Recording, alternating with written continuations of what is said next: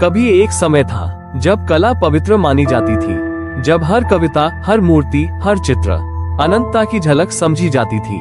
लोग मानते थे कि कला में एक अपरिवर्तनीय सत्य छिपा है कि इंसान का चरित्र और आत्मा कभी नहीं बदलते और सौंदर्य ईश्वर का चेहरा है। पर अब जब ये विश्वास टूट चुका है तो सवाल उठता है, कला में क्या बचा है? नीत्शे इस प्रश्न से शुरुआत करते हैं, जब हम अनंत सत्य में विश्वास नहीं करते तब कला का क्या मूल्य रह जाता है। वो कहते हैं, पहले कला का आधार मेटाफिजिकल मान्यताओं पर था, यानी यह मानना कि दुनिया और इंसान दोनों स्थायी है, कि एक आदर्श स्वरूप सदा बना रहेगा। एक मूर्तिकार सोचता था कि वो सिर्फ पत्थर नहीं गढ़ रहा, बल्कि किसी अनंत सौंदर्य को आकार दे रहा है। एक कवि समझता था कि उसकी कविता सदा सर्वदा के लिए जीवित रहेगी। लेकिन आज हम जानते हैं, सब कुछ बदलता है। मनुष्य बदलता है, समाज बदलता है, यहाँ तक कि सुंदर की परिभाषा भी बदल जाती है।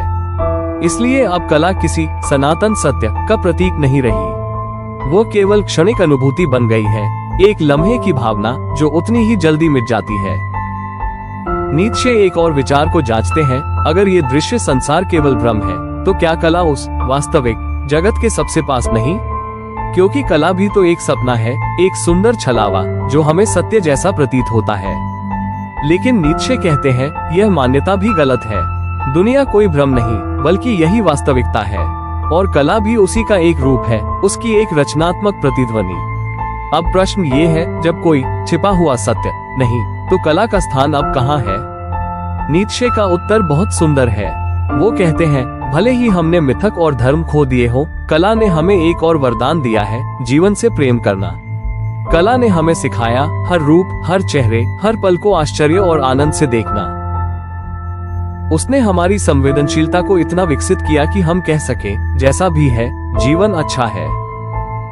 नीत्शे कहते हैं, हमने धर्म छोड़ दिया, लेकिन वह भावनात्मक ऊंचाई अब भी हमारे भीतर जीवित है। इसी तरह भले हम कला को छोड़ दें, पर कला ने जो गहराई और उल्लास हमें दिया, वो कभी नहीं मिट सकता। जिस प्रकार धर्म ने हमें आंतरिक उत्साह दिया, उसी तरह कला ने हमें सिखाया कि जीवन अपने आप में सुंदर है। और यही नीत्शे कहते हैं, वैज्ञानिक मनुष्य कलात्मक मनुष्य का ही अगला रूप है। कला ने हमें जीवन को देखना और महसूस करना सिखाया, और विज्ञान हमें उसे समझना सिखाता है। दोनों ही जीवन प्रेम की संतान है। तो कला में क्या बचता है? सबसे महत्वपूर्ण, जीवन का सौंदर्य देखने की दृष्टि। अब कला का उद्देश्य अनंत को पकड़ना नहीं, बल्कि क्षण को जीना है। उसने हमें सिखाया कि अर्थ किसी दूर स्वर्ग में नहीं, बल्कि इस मिट्टी में, इस सांस में, इस मुस्कान में छिपा है। कला ने हमें सिखाया जीवन से प्रेम करना, और यह प्रेम कभी समाप्त नहीं होगा। कला हमें अस्तित्व में आनंद लेना सिखाती है और जीवन को प्रकृति का हिस्सा मानना। शायद यही नीत्शे का संदेश है कि ज्ञान और तर्क के बाद भी हमारे भीतर एक कलाकार बचा रहेगा, जो जीवन से कहेगा, हाँ, मैं तुम्हें स्वीकार करता हूँ।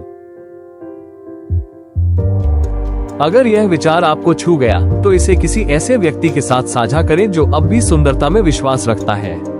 और याद रखें, रिफ्लेक्ट, रीन्यू, इवॉल्व।